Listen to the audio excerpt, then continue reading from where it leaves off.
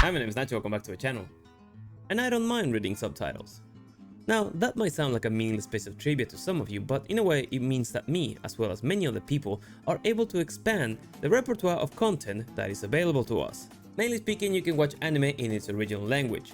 Now, you might be the type of person who watches dub anime, which is a personal preference. You're wrong, but you do you, boo. Unfortunately, this video has nothing to do with anime. Instead, we're gonna make a quick jump over the Sea of Japan to go over to Korea. South Korea, specifically. I don't think I can say much about the North one without getting on a hit list for a sea-to-land targeted cruise missile. So in order to avoid that, I want to talk about some movies and shows from the land of K-pop I've been watching lately that somehow feel better than whatever America has been putting out lately. When I say American shows, I'll most likely be referring to shows made by Disney, because they pretty much own everything mainstream nowadays. My attention to the TV shows and movies from that side of the world was inspired, like I'm assuming most of you has, by the movie Train to Busan and Parasite, the first of which gave me a great actor to look after, and probably one of my favorite actors from that country whose name I can not only pronounce but also remember, Ma Dong-seok, who you might know as Gilgamesh from the infamous Marvel movie The Eternals. Can you imagine how many lives this is going to be saving? Kids, you know, young queer folk. Oh, you're being serious. But despite this dark mark on his IMDb card, this man has starred on some of my favorite Korean action movies like The Roundup and The Gangster, The Cop and The Devil, both of which I highly recommend. This guy is a total badass. Now, it's not an overstatement to say that the latest content coming from the land of the not-so-free speech and the home of diversity and inclusivity has been lackluster most of the time. There are always exceptions like Loki, Reacher, The Boys, and Silo in my experience. However, some of the shows made on the opposite side of the world have proven to be just as good in a more consistent manner. Some examples I'll go over are Black Knight, Sweet Home, particularly Season 1 and a little bit of Season 2, Moving, which funny enough is on Disney+, Kingdom, and of course the world viral hit Squid Game that goes without mention as one of the most popular Netflix shows of all of 2021. These shows of course tickle specific kind of fancy for me. Majority of them are action oriented with a little or a lot of sci-fi elements to them with interesting and or powerful characters. Kinda like another Korean movie I can highly recommend called Psychokinesis. But what makes them feel better than American shows? The main difference I noticed, particularly with shows like Black Knight and Moving, is how unafraid Korea is to have over-the-top strong male characters in important roles. If you like Reacher, you're probably gonna also like 5/8, one of the many delivery drivers on this dystopian action show who's legendary within the scope of the story for being a literal one-man army and being able to take on whole gangs of raiders all by himself. And the show doesn't shy away from showing you how ridiculously strong this guy is.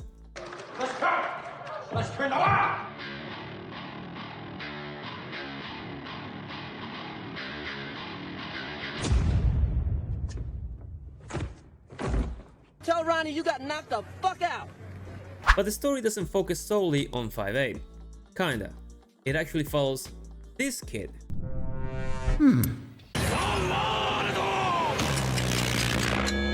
Who's one of the few mutants of the land that's being chased by the main baddies who are kinda like the region government slash 1%ers. 5/8's actual role ranges from that of a leader to a mentor to being the foundation of the uprising spearheaded by the drivers to free the people from this oppressive, unfair government. He's a very stoic character, doesn't show that much emotion most of the time, and chooses to instead maintain an air of control and general badassery, so to speak. So he's a man.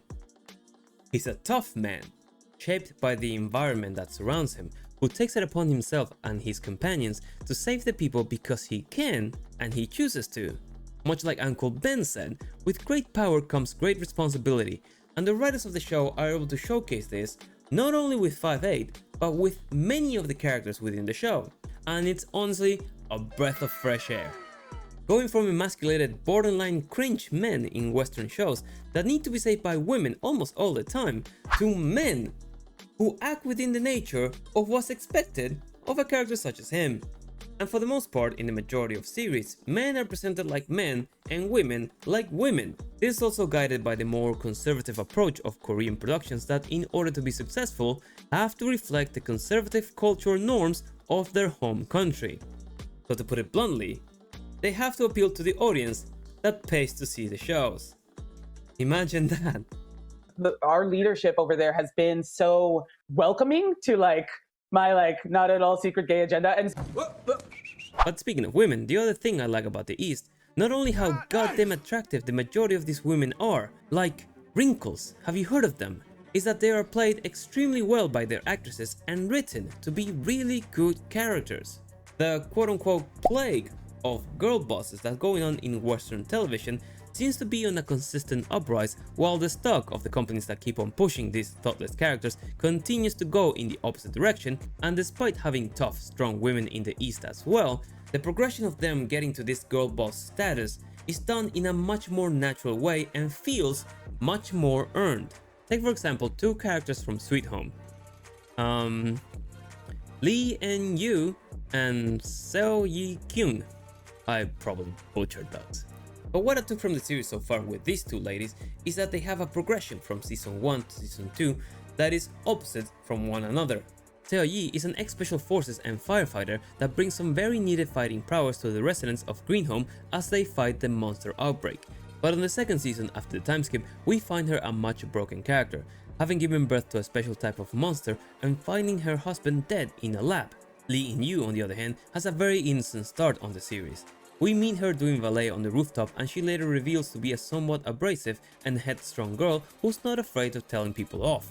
While this attitude might not make for the most likable character, Marvel, we get to know more of her softer side as the story goes forward, and in season 2 she becomes a more independent, strong woman, not abiding by the rules of the shelter she and the others are confined to, and relentlessly going outside in search of the missing Cha Hyun-soo. So on top of the fact that both of them are very easy on the eyes, Seo Yi-kyung looking like an absolute boss in season 1, like I don't even have babs like that. The way they are written allows the viewer to find these characters appealing as the story goes forward. They get developed in a way that makes sense for what they experience. I didn't find it strange that despite how tough she is, Seo Yi-kyung broke down when she found her husband dead, or that she separated from the group to go find him. I didn't find it strange that Lee In-yu went from being this cute little brat to being this 1,000-yard stare brawler who kicks guys in the nuts if they don't get out of her way. So there's a reason for characters to be tough or brash, and it never gets to a point where they're inexplicably capable of solving everything without a little bit of thought or sacrifice. Which is a good segue to the next reason why Korean shows stand out.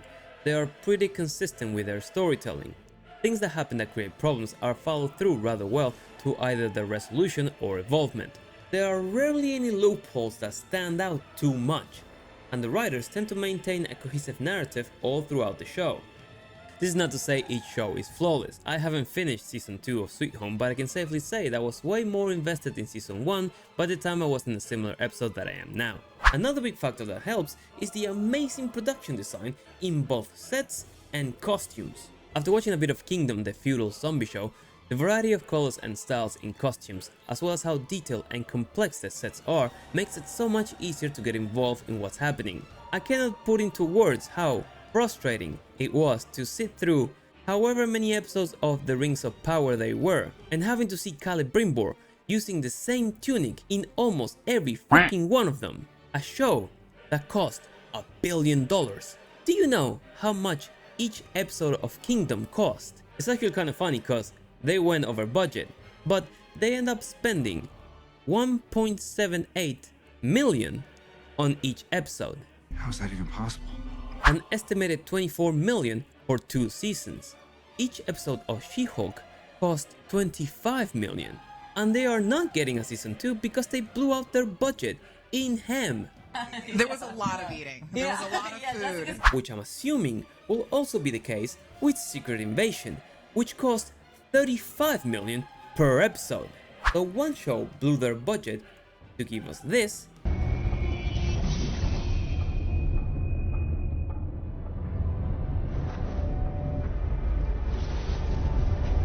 and the other ones gave us this. The one thing I'll say the West does better is how they work their CGI. When they try, that is. In Sweet Home, for example, some of the CGI dedicated to the monsters and powers sometimes looks a bit dodgy, but you also have movies like Along with the Gods that has some of the most bonkers CGI shots I've ever seen. But for the majority of shows I've watched and liked, there is a healthy balance between practical effects and CGI. But finally, what I guess makes Korean shows feel better than Americans is that they are majorly good. The time you invest in watching the shows or movies is returned to you in entertainment. They provide value in their storytelling. They don't lose time explaining or not explaining the need for diversity or inclusivity, or why there needs to be more women than men because representation matters. Every character is treated as such, and not as a tool to lecture the audience about a topic that's not relevant to the story. If a show takes place in the Korean feudal era, I don't expect to see a diverse actor hanging around a scene without a very good explanation on how the hell he got there. Like, why would there be black dwarfs living on the ground where the sun doesn't reach? So they value your time, and they treat their characters fairly. If a character finds himself in a deadly situation, I am sorry if he/she was your favorite, cause they're gonna fucking die. Which is a reason why I believe Game of Thrones was so popular in a way. You didn't know what could happen at any point in the story, which kept the stakes high and pushed you to the edge of your seat whenever something big unfolded. Nowadays, not even death seems meaningful in most modern shows, because most of the times it's just used by the writers or directors who don't really know what to do with the story, and the popular character gets killed, so the non-binary diverse replacement of uncertain sexual orientation is able to take over, who is all of a sudden not capable of carrying the show all by herself, which is probably going to be well exemplified on season 2 of The Last of Us. Feel free to quote me on that one. So, in summary, Eastern television continues to improve in the eyes of an international audience, while Western television continues to shoot themselves in the foot, chasing the wrong ideas and raging against shows that stick to the basics, like giving the audience quality entertainment. Unless Hollywood realizes this and goes back to making good shows that don't pander or alienate their main customers, they're gonna find themselves struggling with keeping an audience who keeps leaving them for much stronger and appealing competitors, who are gonna look at them and say, but if you watch this far into the video, leave us a like, check out this video next, let me know in the comments down below which is your favorite Korean show or movie, and as always, I've been Nacho, hope you enjoyed the video, and I'll see you in the next one. Take care.